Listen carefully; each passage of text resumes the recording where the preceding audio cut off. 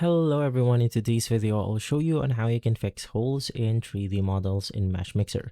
So if you've decided to print your model, there's going to be this holes problem at the bottom of your model, which will then create a problem especially for our 3D printer because it will not differentiate the outside layer and the inside layer of our 3D model.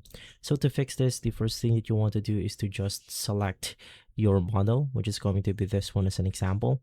Let's click on edit, and then you want to select make solid. From here, you have the mesh density, so you want to modify this accordingly. If you are going to decrease this, it will actually make our bunny a lot less detailed. So let's click on update. As you can see right here, it's less detailed than before.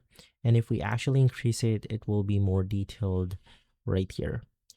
And so if you're done adjusting your object, you can just click on accept, and then there will be two objects available on your browser or on your project, which is going to be the regular model and the edited model, which is going to be in the solid state. So if you actually browse down, it will then cover up and fix that hole right here.